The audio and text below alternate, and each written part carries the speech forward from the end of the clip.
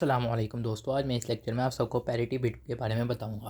Parity bit जो होती है ये असल में सिंगल बिट एरर डिटेक्शन करती है और ये देखती है कि वंस जो है एक ग्रुप में कितना आ रहा है, वंस की तादाद यानी कि एक ग्रुप में कितनी है और वो तादाद इवन है या ओड है। ज़ाहिर बात है या इवन तादाद होती है या ओड होती है। हम मिसाल के तौर पे ये मैंने इवन के लिए देखें तो अब यहाँ पे देखें कितनी वंस की तादाद है, 1 2 3 4। अब ये देखें 4 तादाद है, मीन्स के 4 जो है वो क्या है, इवन नंबर है, यानी इसकी तादाद जो है वो इवन नंबर में आ रही है। तो अगर वो पूछे क्या ये इवन पैरिटी बिट है, तो अगर आप देखें इसमें 4 वंस, इस वंस की तादाद जो है वो 4 है और 4 जो है वो इवन नंबर है, तो हम कहेंगे यस। और अगर इसमें इवंस की वन की तादाद इवन ना होती तो हमने कहना था यहाँ पे एरर आ रहा है। इसी तरह अगर हम ओड पैरिटी बिट देखें तो ये जो है ये इवन पैरिटी बिट है। और अगर इसमें देखें वंस की तादाद तो 1 2 3 4 5, तो वंस की तादाद 5 है और 5 क्या है, एक इवन नंबर नहीं है, जबकि 5 जो है वो एक ओड नंबर है।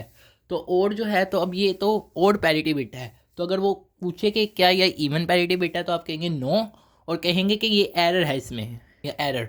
इसी तरह अगर हम ओड में देखें तो यहाँ पे देखें वंस की तादाद कितनी है, 1 2 3, और 3 जो है वो क्या है, ओड नंबर है, मीन्स के ये जो बिट है ये ओड पैरिटी बिट है।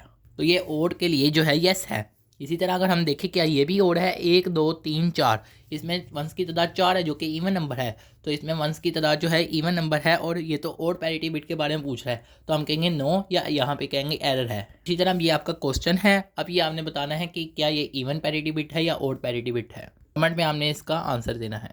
अब यहाँ पे हमने एक बाजू का हमें दे देता है कि हमें ग्रे कोड से बाइनरी में कन्वर्जन करनी है। याद रहे कि ये टॉपिक पिछले टॉपिक से मुख्तलिफ है, मीन्स कि ये एक नया टॉपिक है। मैंने पिछले लेक्चर्स में जो है वो आपको बाइनरी से ग्रे कोड में कन्वर्जन कराना सिखा दी थी।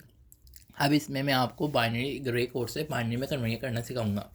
वो सबसे पहले वो आपको बता देगा कि इस कोड को जो है बाइनरी में कन्वर्ट करो, और वो आपको ये भी बता देगा कि हम ये जो है ये ग्रे कोड है और इस ग्रे कोड को बाइनरी में कन्वर्ट करो। अब इसका जो पहला रूल है वो तो सेम ही है।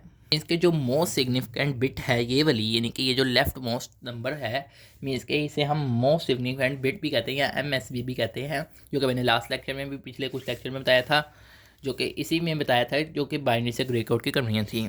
तो पहला डिजिट जो है वो उसी तरह फिक्स रहेगा 0। मैंने डिस्क्रिप्शन में उसका लिंक भी रख दिया है ताकि आप वहाँ से जाके देख लें अगर आपको नहीं पता। उसके बाद हमने नेक्स्ट जगह पर क्या लिखना है, हमने ये जो 0 है इसमें हमने ये नंबर ऐड करना है। ये जो यहाँ पे आंसर है इसमें इस नंबर को ऐड करें तो 0 + 0 मीन्स के 0।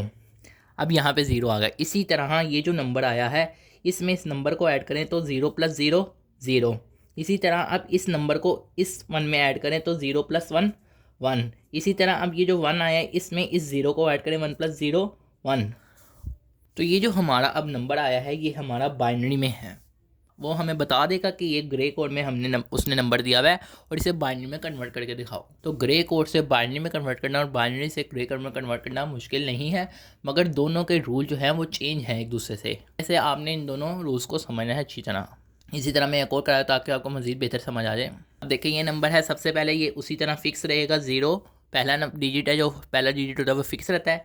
उसके बाद इस नंबर को इसमें ऐड करें 0 + 0 0। इसी तरह ये जो नंबर आया है इसमें इस नंबर को ऐड करें 1।